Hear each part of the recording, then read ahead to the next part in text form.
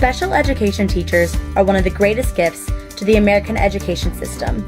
They nurture a particular group of our country's children who may not fit the norm, but have every right to receive the best education possible.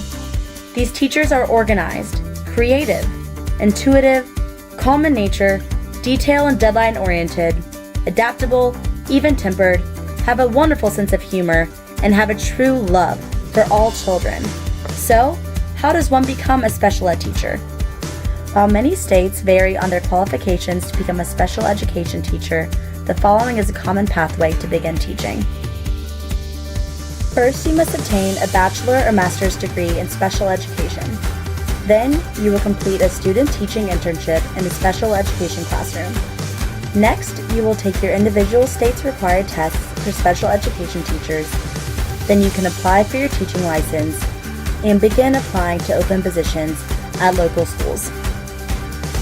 Sounds easy enough, right? But wait. In the United States, we are facing a shortage of teachers across the country. In some states, this is becoming a critical issue. The number of SPED teachers has dropped more than 17% over the past decade, while the number of students with disabilities ages 6 to 21 declined by only 1% over the same time period. In the 2015-16 school year, there was a 1 teacher to 17 student ratio for special education students, which is more than the overall student-teacher ratio of 1 teacher to 16 students.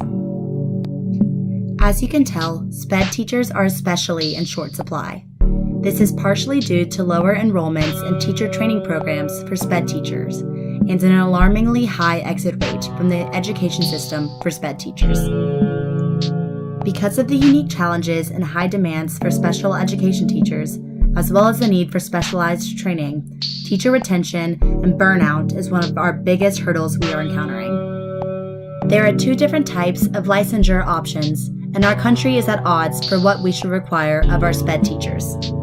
The first option is categorical licensure, where they acknowledge that each disability category is significantly different than others, so they should be highly specialized in the area they teach. The second option is non-categorical licensure, where all teachers should be prepared to teach all children and have the expertise to address differing abilities and disabilities as needed.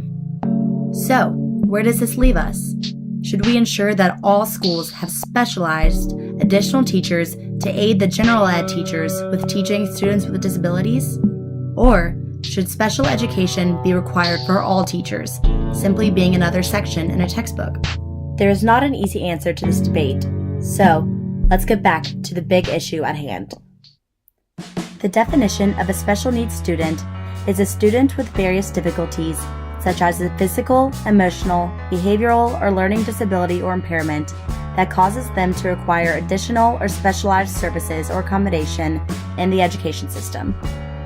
So, if we remember the 1 teacher to 17 special needs student ratio, which is higher than the normal student-to-teacher ratio, there's clearly an issue here that needs to be addressed. We need more.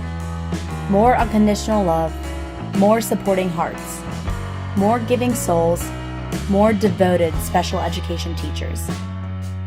We must keep the licensure requirements high and demanding so that all special needs students are getting the education they deserve.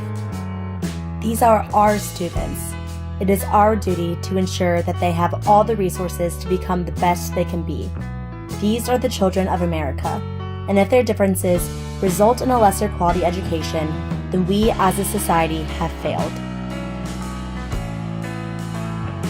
Let's be inclusive.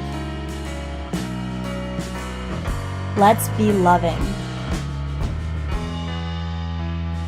And let's give these children all they deserve and more.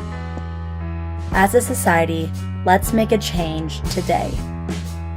Consider receiving your licensure to become a special education teacher.